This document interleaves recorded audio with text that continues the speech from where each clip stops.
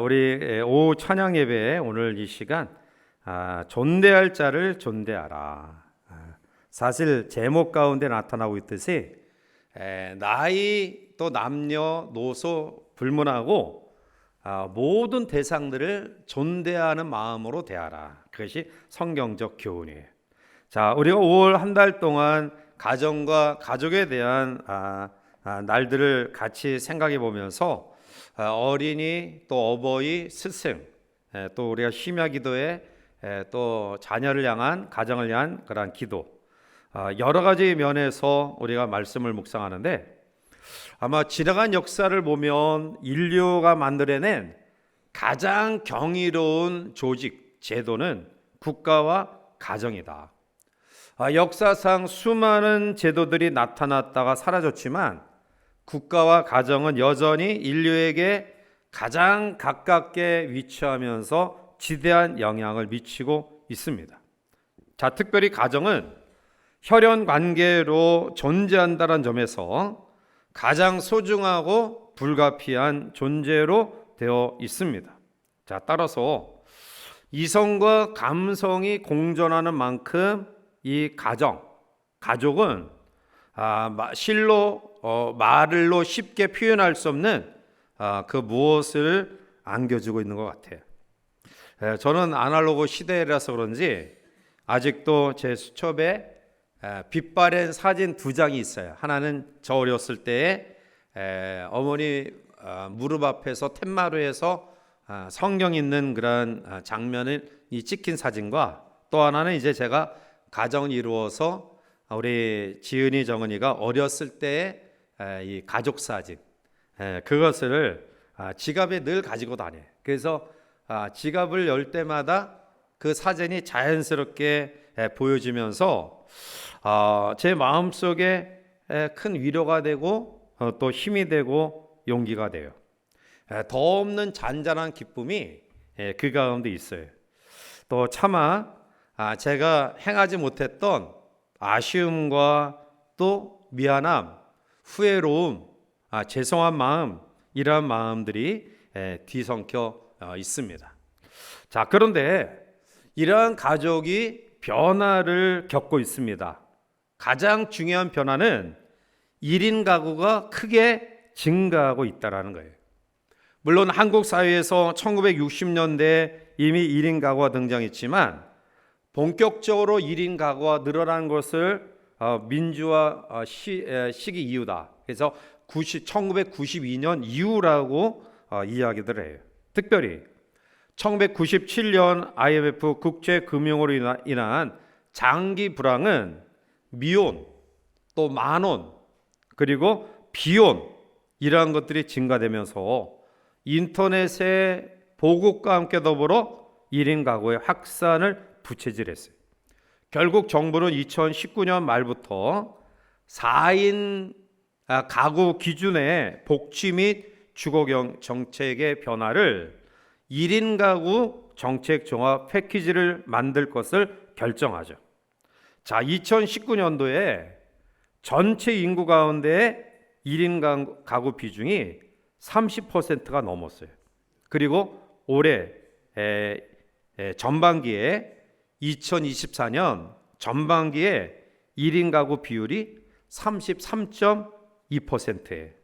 그러니까 전 그런 세대의 약 33.2%가 혼자 사는 사람들이란. 물론 결혼을 미루는 젊은 층 또 아니면 혼자 사는 노인층의 증가가 1인 가구를 이렇게 급속도로 증가시키고 있는데요. 그런데 저출산이 진행이 되면서 2인 가구가 전체 28.6%를 차지해요. 그러니까 1인 가구, 2인 가구 이것을 합하면 결국 60%가 혼자 살든지 아니면 둘이 살든지. 저도 지금 둘이 살아요. 그러니까 60% 거기에 속해 있어요. 아마 여러분들 가운데도 혼자 사시든지 아니면 둘이 사시든지 이러한 분들이 굉장히 많을 거예요. 자, 따라서 이러한 변화의 과정은 우리 문화 전체를 변화시키고 있어요. 요즘 여러분들이 TV 드라마를 보면 옛날 대가족이란 풍경이 점점 없어지는 것 같아요. 그래서 어쩌다가 뭐 옛날 드라마나 영화를 보면서 이 대가족이 같이 식사하는 것을 보면 저도 모르게 슬며시 웃음 지어요. 저런 때도 있었는데. 그런데 요즘에는 혼자 밥 먹는 그런 일들이 점점 많아지고 있어요. 자, 대가족의 훈훈한 모습들이 점점 사라지고 있다라는 거예요. 자, 참 아쉬움이 큰데요. 자, 그런데 이러한 이 변화의 풍토가 교회 안에도 스며들고 있다라는 거예요. 그래서 1인 개인적인 그러한 성향의 그러한 문화들이 교회 안에도 조금씩 들어오고 있는데요. 자, 특별히 이러한 가운데서 오늘 디모데를 통해서 우리에게 주시는 교훈은 교회도 하나의 가정으로서 구성원들이 어떻게 서로를 대할까를 우리에게 말씀하고 있어요. 교회는 나이 드신 분들도 있고 또 젊은 사람도 있어요. 또 혼자 사는 그런 분도 계시고 또 가족 구성원들이 여러 명이 같이 사는 분도 계시고 또한 부유한 사람도 있고 가난한 사람도 있고 하여튼 여러 종류의 그러한 교우들이 우리가 함께 공동체를 이루어요. 자, 이러한 복잡한 그러한 문화 속에서 성경은 우리에게 어떻게 교훈하고 있는가? 자, 저는 여러분들에게 몇 가지로 같이 한번 생각해 보고자 해요. 첫 번째는 나이 어린 분들이 어른들을 대하는 태도예요. 자, 1절과 2절을 우리 같이 가서 함께 읽어보시겠습니다. 늙은이를 꾸짖지 말고 권하되 아버지에게 하듯하며 젊은이에게는 형제에게 하듯하고 늙은 여자에게는 어머니에게 하듯하며 젊은 여자에게는 온전히 깨끗함으로 자매에게 하듯하라. 아멘. 자, 여기서 어른들을 대하는 태도를 이제 남자와 여자를 구분해서 이야기하는데, 자, 먼저 늙은이를 꾸짖지 말라 이렇게 이야기해요. 자, 이 표현을 들으면 우리 나이 드신 분들은 기분 나쁘시죠? 늙은이. 네. 이렇게 이야기하면 아마 기분 나쁘실 거예요. 자, 그런데 이 늙은이라는 프레스비테로라는 그런 말은 직책을 표현할 때는 장로라는 뜻이에요. 또 이것을 의역하면 위에 계신 어른이라는 뜻을 가지고 있어요. 그러니까 위에 계신 어른, 자기보다 연배가 높은 그런 분들, 자, 그분들을 꾸짖지 말라. 이 꾸짖는다라는 말은 말로써 때린다. 그러니까 심한 질책을 이야기해요. 사실 목회자가 또 나이가 어릴 수도 있고요. 또 교회 구성상 목회자보다 또 연배가 높은 그런 분들이 많이 계실 거예요. 자, 그런데 목회자는 자신보다 나이가 많은 연장자랄지라도 성경적인 잘못이나 교훈이나 가르침을 통해서 지적하고 고쳐주고 그리고 그것을 변화시켜야 될 책무가 있어요. 자, 그런데 여기서 꾸짖지 말라라는 말은 날카로운 말을 하지 마라. 그러니까 아무리 목회자라 할지라도 연배 있는 그러한 어른들에 대해서 거칠게 비난하지 말라. 사납게 하지 말라. 온유한 태도로 권하라라는 뜻이에요. 그래서 오늘 성경은 권하되 아버지에게 하듯 하라. 아버지에게 대할 때 아버지의 자존심이 상하거나 또 아니면은 상처가 되는 행동과 태도를 가지지 말라. 권하듯 하라. 아버지에게 권하듯 하라. 잘 이해하기 쉽도록 설명하고 그리고 그것을 권면하라 라는 뜻이에요. 자, 따라서 목회자가 그의 책무상 하나님의 말씀 속에 바르게 또 지침을 주고 교훈하고 그리고 신앙의 성장을 위해서 양육의 사명을 감당할 때에도 노엽게 하지 마라. 화난 모습으로 또 날카롭게 비난하거나 그렇게 행하지 말라라고 해요. 자, 이것은 목회자에게 속한 부분만은 아니에요. 모든 성도들에게 적용되어지는 말씀이에요.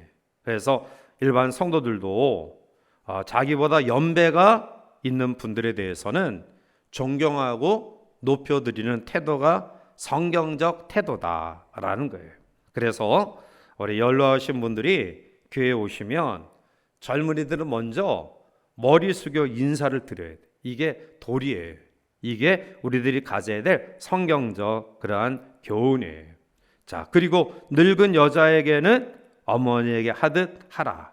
아마 당시에는 이 남자와 여자를 비교할 수 없는 그러한 관계에 있기 때문에 아마 다르게 표현한 것 같아. 그러니까 나이 드신 남자 어른, 나이 드신 여자 어른을 다르게 이렇게 표현했는데요. 아무튼 간에 늙은 여자에게는 어머니에게 하듯 하라라고 이야기해요.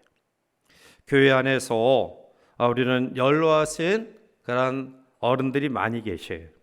사실 노인들은 그런 이야기를 해요. 쉽게 노염을 타신다라고 이야기하더라고요. 아직 제가 노인이 안 돼서 그렇게 쉽게 노염은 안 타는 것 같아요, 저는.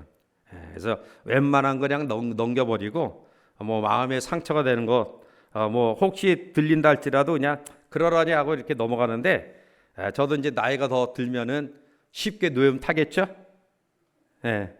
하여튼 어른들은 노염을 쉽게 타신다고 해요. 별거 아닌데 섭섭하기도 하고 또 별거 아닌데 슬플 때도 있고 아무튼 간에 이러한 상황을 충분히 이해해서 교회에서 연배가 적은 그런 분들은 노인들에 대해서 슬프게 하거나 섭섭하게 하거나 이러한 부분들을 더 조심스럽게 해야 된다. 이것이 든든히 평안히 서가는 교회를 만드는 비결인 줄 믿습니다. 자, 두 번째로 그러면 어른들은 연배가 있는 분들은 젊은이들을 어떻게 대해야 될까? 교회에 오면 즐겁고 좋은 게 뭐냐? 젊은이들을 볼 수 있다라는 거예요. 아이들의 그 소리를 들을 수 있다라는 게 교회 생활 가운데 큰 즐거움과 기쁨이에요. 자, 누가 사회의 어떠한 단체가 나이 드신 우리들을 깍듯이 이렇게 접대하고 또 대우하고 해요. 다 무시해. 그러나 교회는 그래도 어른들에 대해서 조심하고 또 이러한 마음을 가진 그런 젊은이들이 있어서 참 좋아요. 자, 그런데 오늘 이 젊은이들에 대해서 어떻게 이야기하느냐? 5장 1절 말씀 가운데 보면 하반절에 젊은이에게는 형제에게 하듯하고 라고 해요. 형제에게. 그러니까 저희 세대 속에서 옛날 우리 저보다 연배가 있는 그런 분들은 뭐 아무개 성도, 아무개 집사, 뭐 권찰 이렇게 호칭을 불렀어요. 그런데 제 시대 속에서 제 세대 속에서 저는 더 익숙한 그런 표현이 뭐냐면 형제라는 표현, 자매라는 표현이 굉장히 더 익숙해. 그래서 저하고 같은 그런 연배의 밑에 있는 사람들을 호칭할 때 아무개 형제, 또 아무개 자매 이렇게 호칭하는 것이 별로 쑥스럽지 않아요. 아주 자연스러워요. 자, 그런데 이 형제라는 아델포스라는 그러한 원어의 의미 속에서 우리가 꼭 기억해야 될 부분은 뭐냐면 이 단어가 주는 교훈의 의미는 평등의식이 포함되어 있는 표현이에요. 그러니까 형제, 자매이라는 표현은 나이가 어리다 할지라도 그 사람에 대해서 평등한 그런 마음으로 대하는 태도예요. 이것이 교회의 어른들이 후배들을 대하는 자세여야 된다라는 거예요.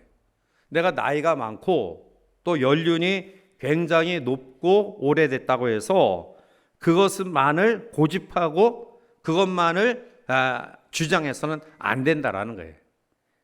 연배가 어린 그런 분들에 대해서 형제 의식, 다시 말하면 평등한 마음으로 내가 당신을 대합니다. 이러한 자세가 있어야 된다라는 거예요. 자, 따라서 우리들이 그러한 태도를 가져야 되는데요. 또 특별히 2절 말씀 가운데 넘어가서 보면 젊은 여자에게는 온전히 깨끗함으로 자매에게 하듯하라 라고 이야기해요.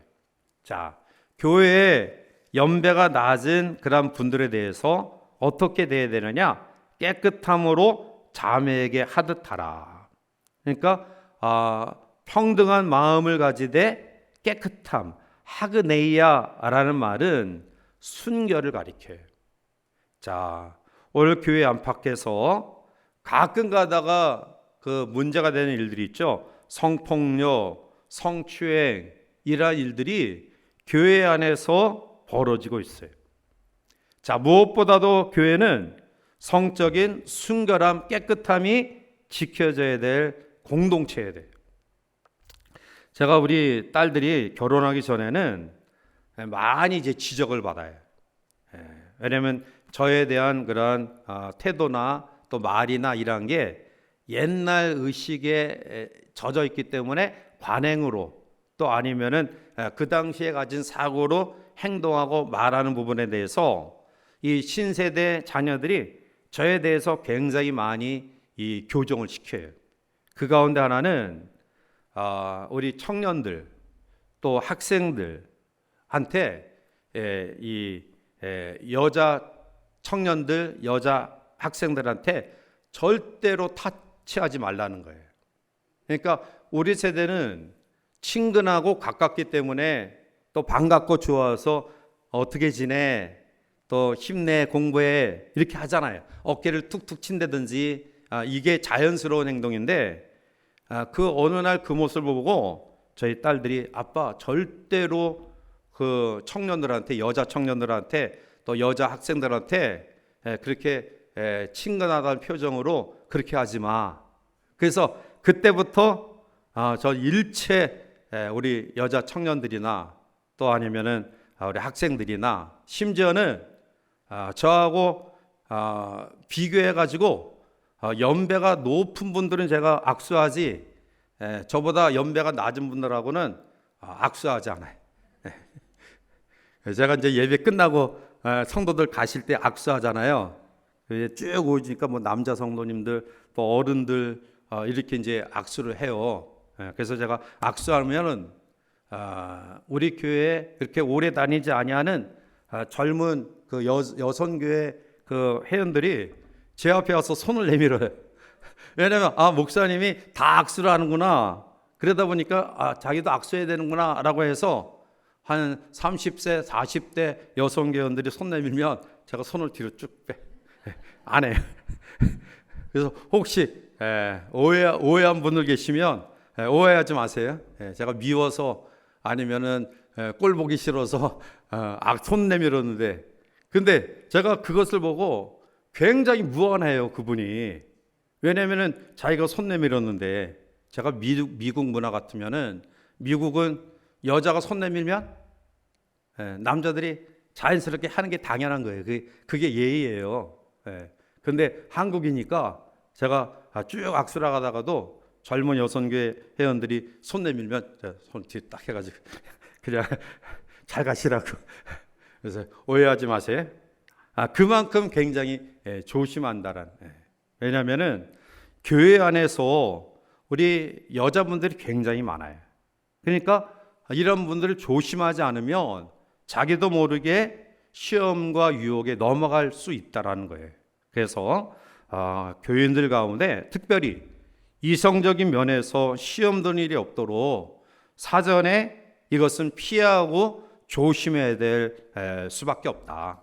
이것이 어른들이 이제 밑에 연배가 낮은 그런 분들에 대해서 형제 자매로 대하듯 평등 의식을 가진 그런 의식을 가지고 순결함과 깨끗함을 유지하는 그런 태도가 있어야 된다. 자, 세 번째 하나만 더 살펴보면 연약한 자들을 대하는 태도에. 자, 3절 말씀을 우리 함께 보시겠습니다. 참 과부인 하라. 아멘. 성경은 연약한 자를 돌볼 곳을 강조하는데요.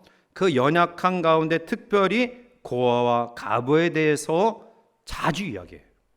야고보서 1장 27절에 보면 하나님 아버지 앞에서 정결하고 더러움이 없는 경건은 곧 고아와 과부를 그 환난 중에 돌보고 또 자기를 지켜 새 속에 물들지 아니하는 그것이니라. 아멘. 경건한 삶을 성경은 바로 어려운 사람들을 돌보는 삶이다. 누가 경건하냐? 누가 하나님 앞에 경건한 믿음으로 무장되어 있느냐? 기도 생활, 예배 생활, 찬양 생활, 무슨 영적인 그러한 요소들을 우리가 실천함도 중요하지만 성경은 우리에게 바로 어려운 사람들을 돌보는 삶이 경건한 삶이다라는 거예요. 자, 그러면 교회에서 도와줘야 될 참 과부된 그러한 사람들에 대한 조건이 있어요. 4절 넘어가서 우리 함께 보실까요? 4절. 만일 어떤 과부에게 자녀나 손자들이 있거든 그들로 먼저 자기 집에서 효를 행하여 부모에게 보답하기를 배우게 하라. 이것이 하나님 앞에 받으실 만한 것이니라. 아멘. 그 과부에게 자녀나 손자들이 있다고 한다면 먼저 가정에서 부모님께 효도하도록 가르치라.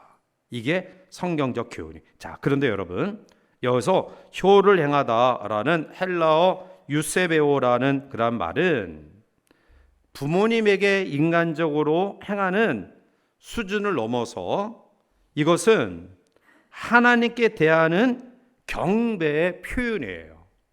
자, 그러니까 이 유세베오라는 단어가 사도행전 17장 23절에 보면 내가 두루 다니며 너희가 위하는 것들을 보다가 알지 못하는 신에게라도 새긴 단도 보았으니 그런즉 너희가 알지 못하고 위하는 그것을 내가 너희에게 알게 하리라.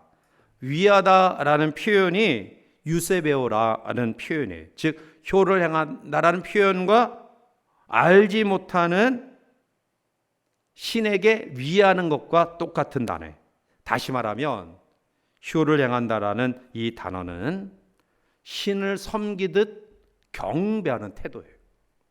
그러니까 부모에 대하여 효도하는 그러한 것은 신을 섬기듯이 섬김의 그러한 태도와 자세를 가져야 된다. 그래서 과부된 그러한 분들은 먼저 자기 집에서 자녀들에게 효를 가르쳐라. 그 효는 하나님을 섬기듯 이러한 태도를 가르쳐라. 계속해서 4절 그 다음 절에 보면 부모에게 보답하기를 배우게 하라. 이 보답하다라는 아모이베라는 말은 되돌려주다라는 뜻이에요.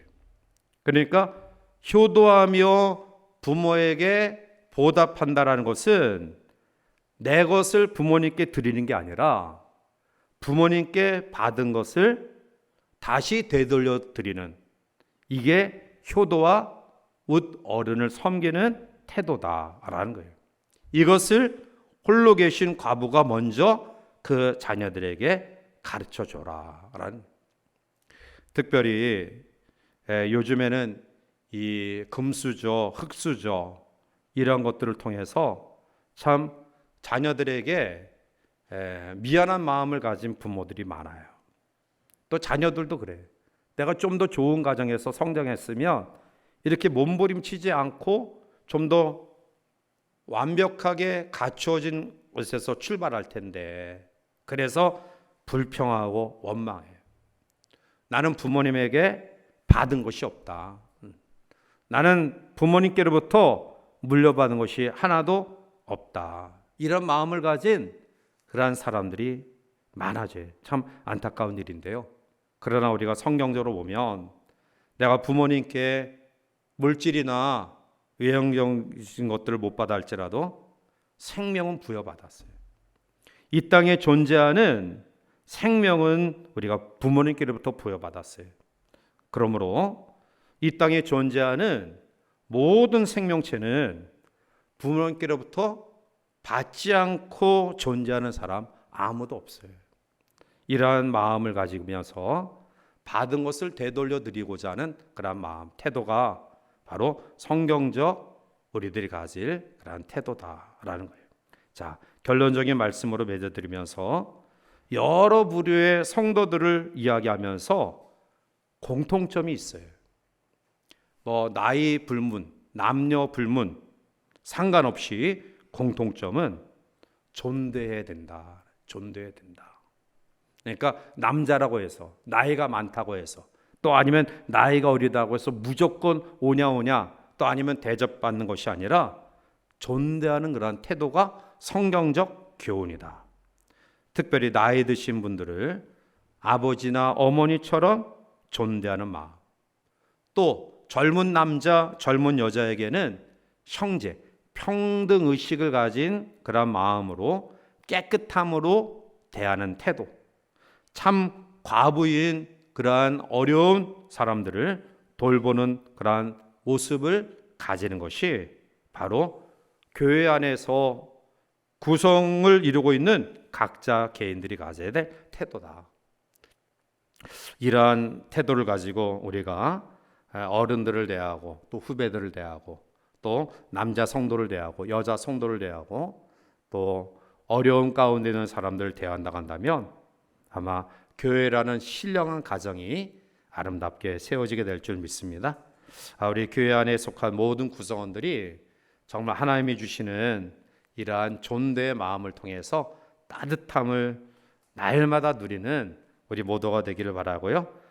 교회 같은 가정 같은 교회, 이러한 하나님의 축복의 천국된 공동체가 우리 교회를 통해서 아름답게 세워져 가기를 주님의 이름으로 부탁을 드리면서 또 이 한 주간도 이러한 마음으로 또 교회 공동체에 속한 우리 모두를 서로 위하고 또 격려하고 또 따뜻하게 교제하는 우리 모두가 되시기를 주님의 이름으로 간절히 축원해 드립니다. 함께 기도하시겠습니다.